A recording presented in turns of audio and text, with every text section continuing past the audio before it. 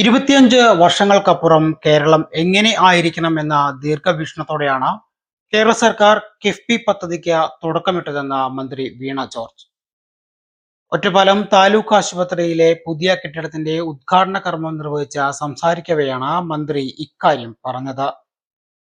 ആരോഗ്യത്തോടെ ഒറ്റപ്പാലം എന്ന മുദ്രാവാക്യമുയർത്തി കിഫ്ബി ഫണ്ടിൽ നിന്നും 11.36 കോടി രൂപ ചെലവഴിച്ച് ഒറ്റപ്പാലം താലൂക്ക് ആസ്ഥാന ആശുപത്രിയിലെ OP കാഷ്വാലിറ്റി ഡയഗ്നോസ്റ്റിക് കെട്ടിടത്തിന്റെ ഉദ്ഘാടനം നിർവഹിച്ച് സംസാരിക്കവെയാണ് മന്ത്രി ഇക്കാര്യം പറഞ്ഞത്. നമുക്കറിയാം, ഹെൽത്ത് ഇൻഡസ്ട്രീസിൽ വളരെ മുന്നിൽ നിൽക്കുന്ന സംസ്ഥാനമാണ് കേരളം.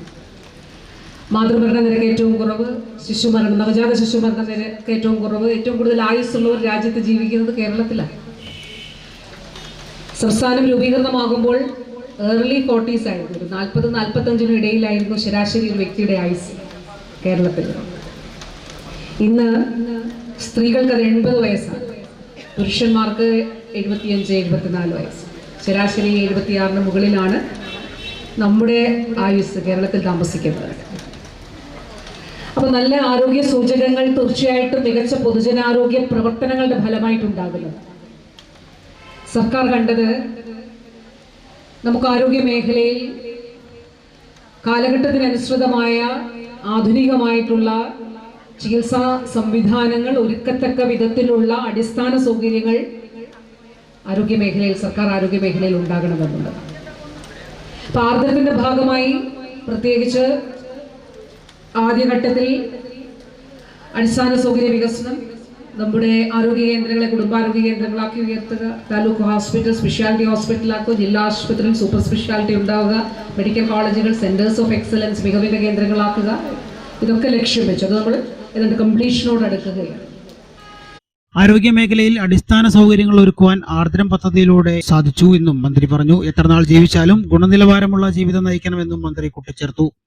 ഒറ്റപ്പാലം താലൂക്ക് ആശുപത്രി അങ്കണത്തിൽ നടന്ന ഉദ്ഘാടന ചടങ്ങിൽ ഒറ്റപ്പാലം MLA അഡ്വക്കേറ്റ് പ്രേംകുമാർ അധ്യക്ഷത വഹിച്ചു.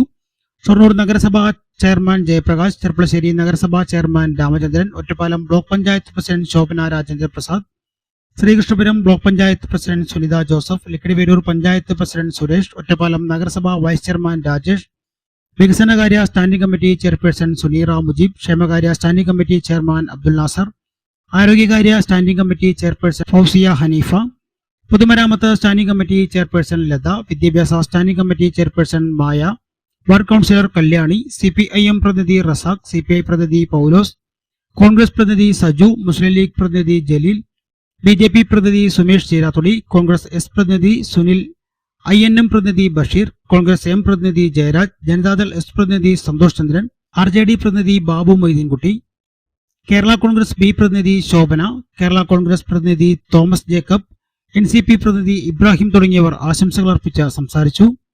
ജില്ലാ മെഡിക്കൽ ഓഫീസർ വിദ്യ റിപ്പോർട്ട് അവതരണം നടത്തി. ഒറ്റപ്പാലം നഗരസഭാ ചെയർപേഴ്സൺ ജാനകി ദേവി സ്വാഗതവും ഒറ്റപ്പാലം താലൂക്ക് ആശുപത്രി സൂപ്രണ്ട് ഇൻചാർജ് ഡോക്ടർ ഷിജിൻ നന്ദിയും പറഞ്ഞു. KCV news Ottapalam.